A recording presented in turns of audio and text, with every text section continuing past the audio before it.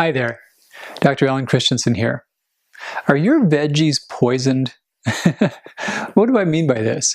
Well, there's been a big trend in a lot of popular literature. A lot of blog posts, a lot of experts have talked about all these hidden things in your food that seem really dangerous. The big ones you hear about are oxalates, nightshade compounds, phytic acid, also goitrogens. And honestly, if you follow all these lists and pay attention to all these items, you would come away with it with no foods left to eat. So let's talk about this. These compounds in general, they're all a class called phytotoxins. Sounds pretty scary, right? Well, plants have chemical defenses. They have things that cause other plants not to grow right next to them, or also to fight off fungi or to fight off insects. There are things that protect them. Here in the Sonoran Desert, a lot of our plants have physical defenses. They've got sharp things. Many plants, their big protections are chemical. So what are some of these big chemical defenses? What foods are they in? And what is the real important steps you should be taking in your diet? Well, let's talk about these things group by group. One group you're hearing a lot about is the oxalates. Now, oxalates are found in a pretty big variety of foods, and the argument is that when you consume oxalates, your body generates more oxalic acid. And it's been known for some time that some people do make too much oxalic acid. About 1 to 3 people per million have a condition called hyperoxaluria. And that means that they generate a lot of oxalic acid, they make too much in their urine, and that causes a rare type of kidney stone to form. So we've known that for a while. The foods that are known to raise urinary oxalates include blackberries, beets, spinach, rhubarb, strawberries, a few different types of nuts, chocolate, tea, wheat bran, and then also many types of dry beans and legumes, with the exception of lima beans, so they don't have that. And there's been debate back and forth as to whether these foods, which do raise urinary oxalate, whether or not they worsen kidney stones in the 1 to 3 out of a million who have the genetic condition.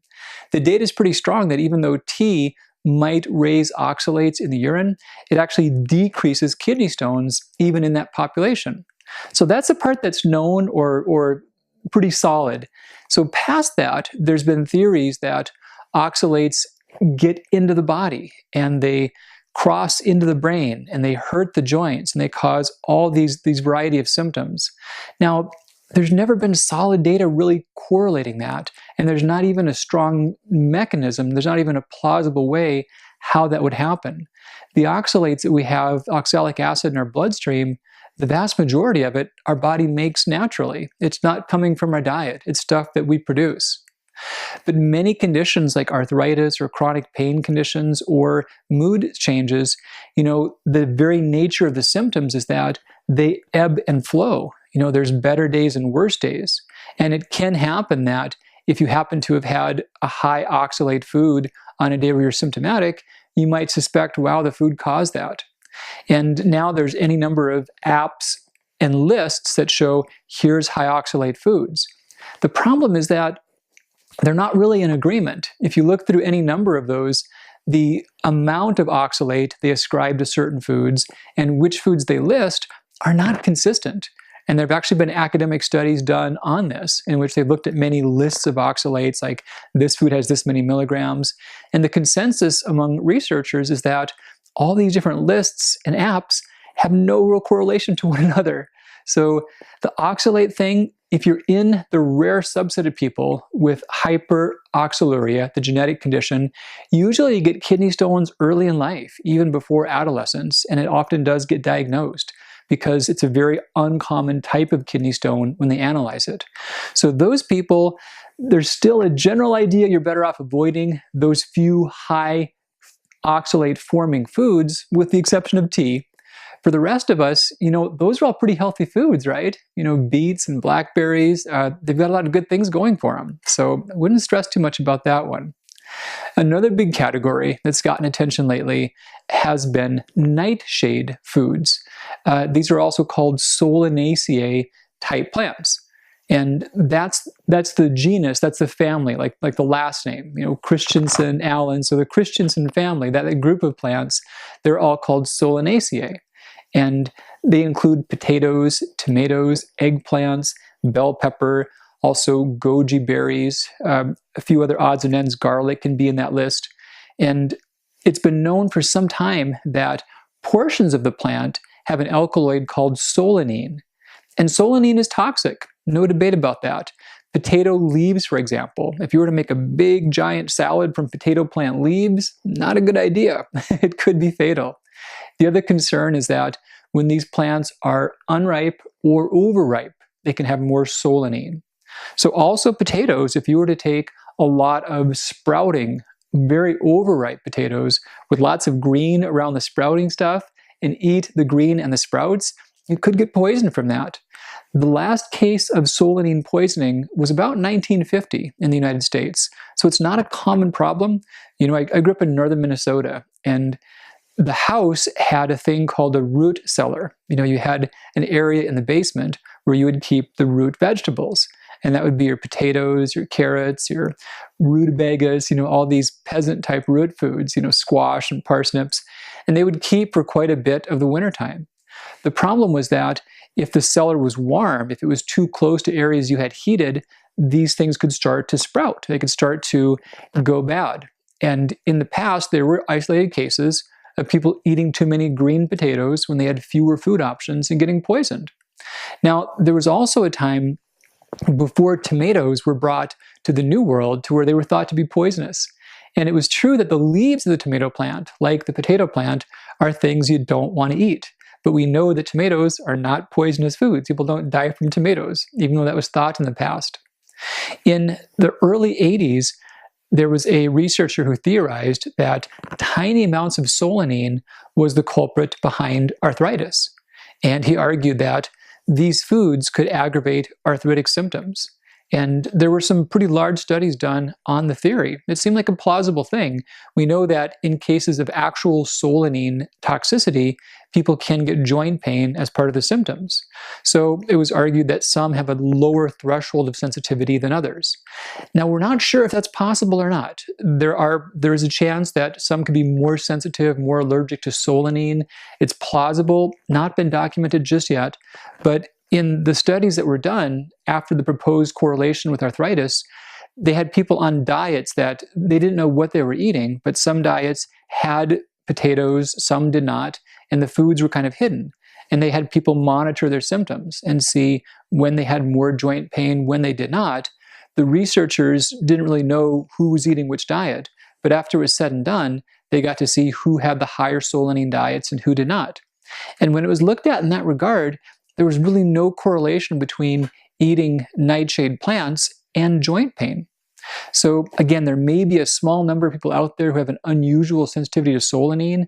We haven't really seen any evidence of that just yet, possible, but as far as general arthritis, general joint pain, there's not a strong correlation between eating nightshade plants, if you're not aware of it, and getting some of those symptoms. So again, a lot of those plants, they're good foods. We have a lot of data about lycopene from tomatoes being a really good thing for the health of your eyes, offsetting macular degeneration, maintaining good prostate health, prostate function. Eggplant, also a great food, real rich in some fibers, also some good, unique B vitamins. So overall, good things. Another big category I want to talk about is phytic acid or phytates. Now, this fear came up a lot with the paleo movement. So the argument goes that some foods contain phytic acid. I've heard some nutrition experts say phytic acid. Not common, but I have heard that. But phytate, I think I've heard most commonly. So some foods contain phytic acid, and phytic acid is categorized as a phytotoxin, and it's also categorized as an anti-nutrient. And so an anti-nutrient is something that can bind up with nutrients and make them less absorbable. So the idea is that certain foods, especially beans, legumes, and grains, they've kind of gotten the bad rap out of this one. These foods are said to be higher in phytic acid, and the argument goes that if you eat them, the phytic acid will take away nutrients from your body, and it will also damage your intestinal tract. And it's been argued that could lead to autoimmune disease and other problems. Let's take a look at this one. So the phytic acid, the first thing is which foods have it, which foods don't. Well, a lot of foods that we call paleo foods have a ton of phytic acid. So green vegetables have it also. Coconut has phytic acid. Coffee has pretty fair amounts of it. Nuts and seeds have good amounts. And even meat, even animal protein, can have it based upon the diet of the animal that you're eating. So you can't so much get away from it. Some foods are a bit higher than others. Beans and grains are higher than some, but they're not the tops of the list. Per calorie, greens and also nuts and seeds tend to be quite a bit higher in phytic acid than grains and beans do. So let's look at this anti-nutrient thing. I almost imagine like this being a ninja breaking into your body and grabbing all of your zinc and manganese and then running out with it before it gets caught. And not so much. So what happens is that a food has a certain amount of nutrients. Like say your beans have 100 milligrams of magnesium, just making that up. If they did not have the phytic acid, it's possible that you would absorb maybe 120 milligrams of magnesium, but the phytic acid inhibits some of the absorption of it. Now, that doesn't say that it takes out what you have in your body, but it causes you to absorb less from that food. And that's known. We expect that. It also doesn't mean that if you had another food with minerals, that it would cause you not to absorb them from that food at the same meal. There was a big study done on this mechanism. One of the common problems we'll see with nutrient absorption is zinc. Zinc can be really hard to get in the body. And some populations are really at risk for low zinc. One of the biggest ones is adolescent boys. They need more of it, and their diets may not contain much of it. There was one big study done on adolescent boys on diets that were clearly high, unusually high in phytic acid. And it was shown they did not develop zinc deficiencies from that. So not a big factor. Theoretically it could be. There have been some cases of people at risk for anemias who have been a little more anemic when their diets are higher in phytic acid. But honestly, a well-rounded diet can really circumvent that. Now, one more thing about phytic acid. There's actually a lot of research. If you were to go onto medical databases and research it, see what's been studied, there's tons of data about it being cancer protective. So big cancer types too. So breast, prostate, colorectal cancers, lung cancers, they're all lower in those who have more phytic acid intake. So more of it's a good thing. And there's a version of phytic acid called IP6, or inositol hexaphosphatase. And it's such a powerful cancer fighter that it's the subject of a lot of phase 2 clinical trials. They're testing it as a cancer remedy. That's how good of a thing it is. So that's phytic acid. Not only would I not encourage you to be afraid of that one, I would encourage you to have that in your diets. Its effects as far as hurting the intestinal tract or causing autoimmunity, there's not really data supporting that. There was one argument in which someone hypothesized this could happen, but no studies showing that it's happened. And a lot of studies showing that it's actually a very good thing for the immune system, such as the lower risk of cancers. Now, the other last class of compounds that you've been told to be afraid of is goitrogens. And this would include especially cruciferous vegetables. So broccoli, cauliflower, Brussels sprouts, kale, spinach, they come up quite a bit in this list. Soy gets put in there, also millet. And this one, if you're in an area in which iodine is malabsorbed and that causes goiters or thyroid enlargements, a high goitrogenic diet will make that just a little bit worse. So let's say we could wind back the clock and we could go to Upper Michigan in the 1910s. At that time, about a third of kids in school had goiters. They had enlarged necks. Now, if the kids had a diet high in raw cruciferous vegetables, that might have gone from 30% to 35%. So there was a small increase. What's the relevance of goitrogens to your health in the modern world now that we have iodine fortified? It's none as far as a bad thing. Now, the same compounds, these same indole compounds that are goitrogenic, they're also cancer fighters. There's a lot of data that, especially the hormonal cancers, so here we think about breast, ovarian, prostate, those are all at lower risk when you've got a higher intake of broccoli, cruciferous vegetables. They're very good things. The one goitrogenic food I would question would be soy. We've got concerns back and forth about hormonal effects, concerns about its effect on autoimmune thyroid disease. So I'm not a fan of soy. There are unfermented versions of soy, like texturized vegetable protein or soy protein isolates or tofu. Those are the most questionable. The fermented versions of soy, such as miso or tempeh or natto, I had some of this just a few days ago. I had my daughter try it. Natto is pretty intense stuff. It's a fermented paste with some chunks of soy, and it's ridiculously healthy. It's very high in vitamin K2, which is a powerful thing for keeping your body from calcifying. It's also very good for the immune system in the intestinal tract, but it's quite an acquired taste. So fermented soy, pretty clearly not dangerous. Unfermented soy, questionable, worth watching. Other goitrogens, they're actually really good foods. They're very healthy for you. So how has this come about that we've been told to fear so many different foods, and what's the relevance of this to our health? I think that there's a lot of things we're justified in avoiding. I don't know if fear is the best response, but certainly avoiding and limiting in our diets. And I'd put all the weird processed foods on that list, and I'd put sugar on the top of that list. So we've got enough to worry about there. Let's not add unnecessary fear to foods that are naturally occurring. If we could rewind 100 years and look at the foods that our grandparents had access to, they're not dangerous foods. No one has wrecked their health because they didn't know to avoid blackberries or beets or broccoli. Quite the opposite. These are wonder foods. And the exact same compounds that are plant defenses are things that help our bodies. Now, plant defenses are specific, so you really want a variety, and you wouldn't want just one type of food forever. Let's say you really were concerned still and you wanted to avoid all these phytotoxins. How would you go about doing that?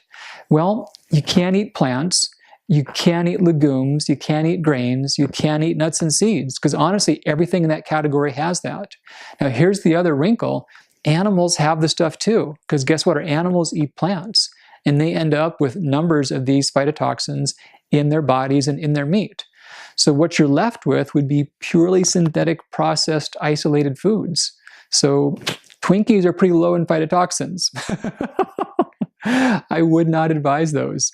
So the only way to be off phytotoxins is to be off of natural foods, and that's a bad thing. So much data shows that a variety of unprocessed foods serves us well. So closing point, I want to put a teaser for a future topic. How could it be that someone could eat a food which probably is medically safe, but they could get symptoms afterwards that definitely came on after they did so? There's a thing called the nocebo effect, and it's very real, it's very powerful. And we'll talk more about this in future topics, and I'll teach you all how you can avoid that and have greater tolerance of more good foods. Thanks so much for tuning in. Dr. Christensen signing out. Back with you real soon.